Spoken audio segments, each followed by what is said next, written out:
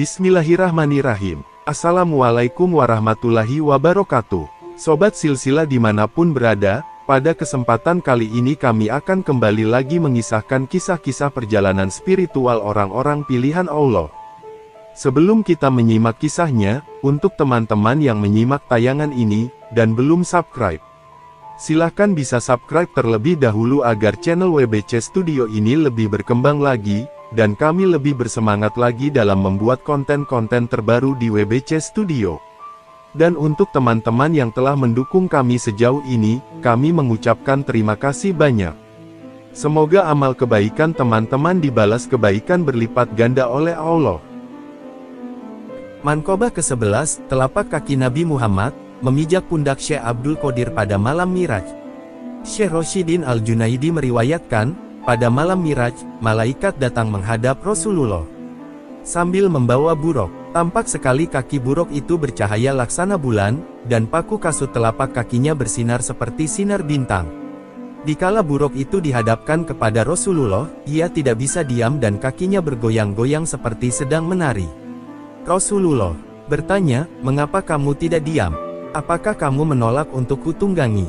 Buruk berunjuk sembah, "Tidak, demi nyawa yang menjadi penebusnya, saya tidak menolak, namun ada suatu permohonan, nanti pada waktu Rasulullah akan masuk surga, jangan menunggangi yang lain selain saya sendiri yang menjadi tunggangannya." Rasulullah menjawab, "Baik, permintaanmu akan kukabulkan." Buruk masih mengajukan permohonannya, "Ya Rasulullah, saya mohon agar tangan yang mulia memegang pundakku untuk tanda bukti nanti pada hari kiamat." Lalu dipegangnya pundak buruk itu oleh Rasulullah. Karena gejolak rasa gembira sehingga jasad buruk itu tidak cukup untuk menampung ruhnya, sehingga naiklah badannya membumbung tinggi ke atas setinggi 40 hasta tinggi badannya. Rasulullah berdiri sebentar melihat badan buruk itu menjadi naik ke atas sehingga terpaksa Rasulullah mencari dan memerlukan tangga. Sementara itu, sekonyong-konyong datanglah Ruh Gautsul Adom Syekh Abdul Qadir Jailani mengulurkan pundaknya sambil berkata, "Silahkan pundakku diinjak untuk dijadikan tangga." Lalu Rasulullah memijakkan kaki beliau pada pundak Syekh, dan ruh itu mengantarkan telapak kaki Rasulullah untuk menunggangi buruk. Di saat itu Rasulullah bersabda, "Telapak kakiku menginjak pundakmu, dan telapak kakimu nanti akan menginjak pundaknya para waliullah." Manqobah ke-12, para wali menyaksikan peringkat ketinggian Syekh Abdul Qadir. Diriwayatkan dalam kitab Raudhatun Nadirin fi Manaqibi Asy-Syaikh Abdul Qadir, pada masa periode ke-6 dari zaman Abi Ali Al-Hasan As-Siri, sampai pada masa kelahiran Syekh Abdul Qadir, tidak ada seorang alim ulama, kecuali pada umumnya mereka membicarakan tentang keagungan pangkat kewalian Syekh dan akan menginjak pundak para waliullah.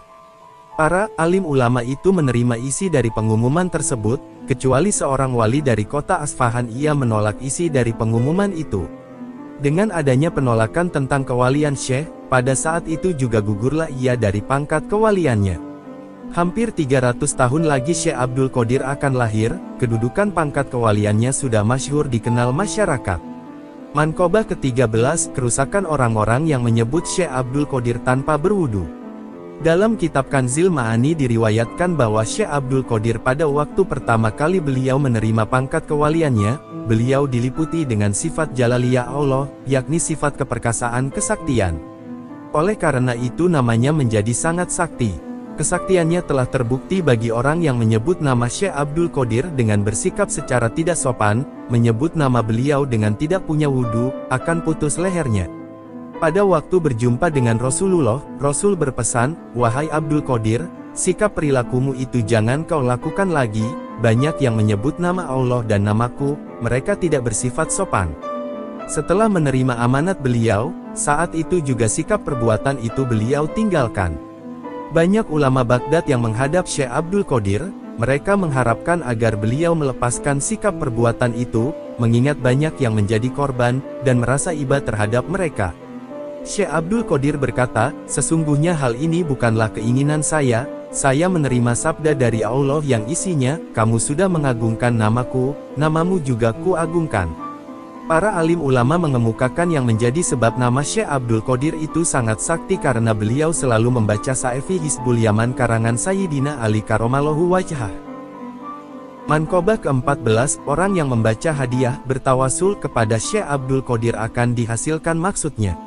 Diriwayatkan oleh guru-guru yang telah mendapat kehormatan, barang siapa yang menyebut nama Syekh Abdul Qodir dengan tidak berwudu, Allah akan menyempitkan rezekinya. Dan barang siapa yang bernazar akan membaca hadiah bagi Syekh Abdul Qodir, harus segera dilaksanakan agar kelak jangan disebut orang yang menantang dan dikhawatirkan akan menerima kutukan. Barang siapa yang bersedekah makanan yang manis-manis pada malam Jumat lalu dibagikan pada fakir miskin dan sebelumnya membaca hadiah bertawasul dengan membaca Fatihah kepada Syekh Abdul Qodir lalu dimohonkan karomah dan syafaatnya, insya Allah akan dihasilkan segala maksudnya dan akan mendapat pertolongan dari Allah. Barang siapa yang membaca Fatihah berhadiah kepada Syekh Abdul Qodir, bagi orang tersebut akan diberi kelapangan, dan akan dikeluarkan dari segala kesulitan dunia dan akhirat. Barang siapa yang menyebut nama Syekh Abdul Qodir dengan mempunyai wudu dengan keikhlasan serta mengagungkan dan menghormati kepada beliau, Allah akan melimpahkan kegembiraan pada hari itu baginya serta akan dilebur dosanya. Manqobah ke-15, nama Syekh Abdul Qodir seperti Ismul A'zam. Di dalam kitab Haqaiqul Haqaiq diriwayatkan, ada seorang perempuan datang menghadap Syekh Abdul Qodir mengadukan hal anaknya, saya hanya mempunyai seorang anak, kini ia hilang tenggelam ke dasar laut, saya percaya dengan penuh keyakinan bahwa Syekh bisa mengembalikan lagi anak saya dan menghidupkan kembali, hidup seperti sedia kala, untuk hal ini saya mohon pertolongannya. Mendengar keluhan dan permohonan perempuan itu, Syekh berkata, sekarang juga pulanglah dan anakmu sekarang sudah berada di rumahmu. Perempuan itu pulang dengan tergesa-gesa, setibanya di rumah, anaknya itu tidak ada. Sementara itu segera ia menghadap lagi kepada Syekh sambil menangis melapor bahwa anaknya itu tidak ada di rumahnya. Syekh berkata, sekarang anakmu sudah berada di rumahmu, sebaiknya kamu segera pulang. Perasaan rindu pada anaknya menggebu-gebu, namun setibanya di rumah, anaknya belum juga ada. Dengan penuh keyakinan ia tidak merasa putus asa datang lagi menghadap Syekh sambil menangis menjerit-jerit, mohon supaya anaknya itu hidup lagi. Sejenak kemudian Syekh menundukkan kepalanya dan tegak kembali sambil berkata, sekarang tidak salah lagi, pasti anakmu saat ini juga sudah berada di rumah. Dengan penuh harap ia pulang menuju rumahnya, dan setibanya di rumah ternyata anaknya dengan selamat hidup kembali berkat karomah Syekh Abdul Qodir. Menghadapi peristiwa ini, Syekh Abdul Qodir bermunajat mengadukan halnya kepada Tuhan Yang Maha Kuasa sambil menumpahkan isi hatinya, sungguh saya merasa malu, ya Allah, oleh seorang perempuan sampai 3 kali ia mengadukan hal anaknya. Apa latar belakangnya, dan apa pula hikmah dari segala rahasia keterlambatan ini? Allah menjawab, semua ucapan dan janjimu kepada perempuan itu, kesemuanya itu benar tidak salah. Dan untuk diketahui pada waktu pertama kamu mengatakan pada perempuan itu bahwa anaknya sudah berada di rumah, waktu itu malaikat baru mengumpulkan tulang belulangnya yang berserakan, dan untuk perkataan dan janjimu yang kedua kalinya, juga tidak salah, karena waktu itu seluruh anggota tubuhnya baru utuh kembali dan dihidupkan, dan ketiga kalinya pada waktu perempuan itu tiba di rumahnya, si anak itu baru diangkat dari dasar laut dan dikembalikan ke rumahnya. Kemudian Syekh mengadu lagi pada Tuhan, ya Allah, Engkau menciptakan makhluk penghuni dunia yang berlimpah ruah banyaknya dan beraneka ragam jenisnya, hal itu sangat mudah bagimu, hanya sekilas lintas dan sepatah kata saja sudah terwujud. Demikian pula halnya pada waktu mengumpulkan makhlukmu di padang mahsyar hanya dalam tempo yang singkat sudah berkumpul, dibandingkan dengan hanya seorang anak yang saya mohonkan sampai ia terlambat dan cukup makan waktu yang lama, apa pula hikmahnya ya Allah? Ketika itu Allah bersabda, wahai Abdul Qodir, kamu jangan merasa sakit hati, sekarang kamu silakan minta pasti ku beri. Dengan spontan Syekh merebahkan kepalanya bersujud syukur sambil berkata, Engkau Kholik pencipta semua makhluk, dan saya makhluk yang diciptakan olehmu, semuanya juga pemberianmu, rasa syukur yang tiada terhingga saya ucapkan atas segala anugerahmu yang ku terima.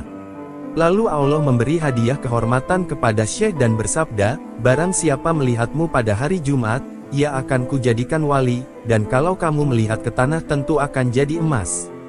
Syekh berkata lagi, ya Allah, semua anugerah pemberianmu itu rasanya kurang bermanfaat bagiku, saya mohon karuniamu yang lebih bermanfaat dan lebih mulia setelah saya meninggal dunia. Allah bersabda, namamu dibuat seperti namaku pada imbalan pahalanya. Barang siapa menyebut namamu, pahalanya sama dengan orang yang menyebut namaku.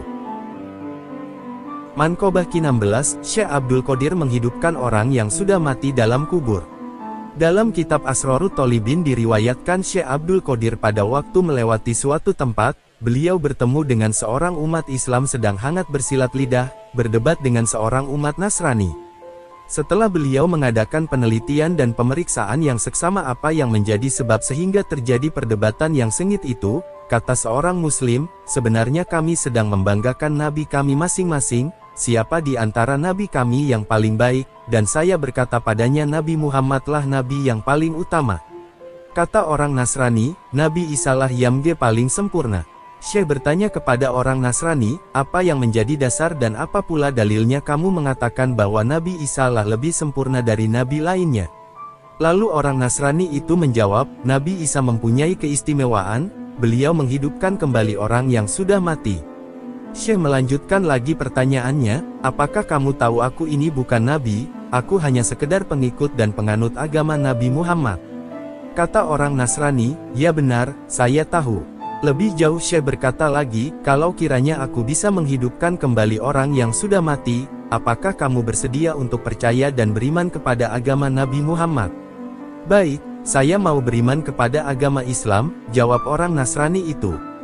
Kalau begitu, mari kita mencari kuburan. Setelah mereka menemukan sebuah kuburan dan kebetulan kuburan itu sudah tua, sudah berusia 500 tahun, lalu Syekh mengulangi lagi pertanyaannya, Nabi Isa kalau akan menghidupkan orang yang sudah mati bagaimana caranya? Orang Nasrani menjawab, beliau cukup mengucapkan kum biizillah, bangun kamu dengan izin Allah. Nah sekarang kamu perhatikan dan dengarkan baik-baik, kata Syekh, lalu beliau menghadap pada kuburan tadi sambil mengucapkan, kum biizi, bangun kamu dengan izinku. Mendengar ucapan itu orang Nasrani tercengang keheranan, belum habis herannya, kuburan terbelah dua, keluar mayat dari dalamnya. Mayat itu keluar sambil bernyanyi. Konon pada waktu hidupnya mayat itu seorang penyanyi. Menyaksikan peristiwa aneh tersebut, ketika itu juga, orang Nasrani berubah keyakinannya dan beriman masuk agama Islam. Manqobah ke-17, Syekh Abdul Qodir merebut ruh dari malaikat maut. Abu Abbas Ahmad Rifai meriwayatkan, ada seorang pelayan Syekh Abdul Qodir meninggal dunia, kemudian istrinya datang menghadap beliau mengadukan halnya sambil menangis. Maka terbitlah belas kasihan dalam hati beliau karena ratap tangis itu. Lalu pada sore harinya terbanglah beliau ke angkasa mengejar malaikat maut yang sedang ke langit membawa keranjang maknawi penuh berisi ruh-ruh manusia dan baru selesai tugasnya mencabut nyawa orang pada hari itu. Kemudian beliau meminta kepada malaikat maut supaya menyerahkan kepada beliau nyawa muridnya atau mengembalikan nyawa tersebut pada badannya semula. Permintaan itu ditolak oleh malaikat maut. Karena penolakan itu, beliau merebut dan menarik keranjang maknawi, maka tumpahlah semua nyawa yang ada dalam keranjang, nyawa-nyawa itu pun kembali ke jasadnya masing-masing. Menghadapi peristiwa ini malaikat dengan segera mengadukan halnya kepada Tuhan Yang Maha Esa, Ya Allah, Engkau mengetahui tentang kekasihmu dan walimu Abdul Qodir. Allah bersabda, memang benar, Abdul Qodir itu kekasihku, karena tadi nyawa pelayannya tidak kamu berikan, akibatnya seluruh ruh itu terlepas, dan sekarang kamu menyesal karena kamu tidak memberikannya. Manqobah ke-18, berkat karomah Syekh Abdul Qodir bayi perempuan menjadi bayi laki-laki. Syekh Hawat Al-Qodiri meriwayatkan, ada seorang laki-laki datang menghadap Syekh Abdul Qodir dengan permohonan ingin memperoleh anak laki-laki karena Syekh tempat berlindungnya orang banyak, dan doanya selalu diterima Allah. Kata Syekh, permohonanmu itu wajar-wajar saja, nanti juga kamu akan memperoleh anak laki-laki. Mendengar pernyataan yang menggembirakan itu setiap hari ia selalu hadir di madrasah majelis taklim Syekh Abdul Qodir. Beberapa hari kemudian istrinya melahirkan anak bayi perempuan, lalu dengan segera ia membawa bayi itu menghadap Syekh, sambil menyerahkan bayinya ia berkata diiringi keluhan, dari dahulu saya selalu mengharap ingin memperoleh anak lelaki, namun kenyataannya kini bayi perempuan, bukan bayi laki-laki. Kata Syekh, segera balut burit bayimu itu dan bawa pulang, nanti juga kamu akan memperoleh bayi laki-laki. Kemudian dibalutnya bayi itu dengan pemburitan lalu diemban dibawa pulang.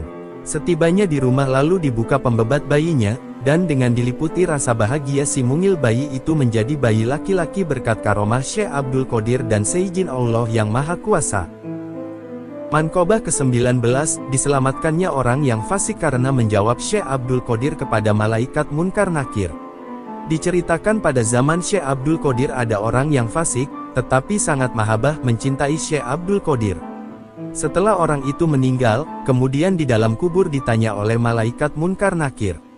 Jawaban orang tersebut hanyalah Abdul Qadir. Kemudian datanglah sebuah jawaban dari Allah, "Wahai Munkar Nakir, orang itu memang betul-betul fasik, dan harus disiksa, tetapi karena dia sangat mahabbah mencintai kepada kekasihku maka diampuni olehku." Manqobah ke-20, seekor burung pipit terbang di atas kepala Syekh Abdul Qadir, lalu jatuh dan mati.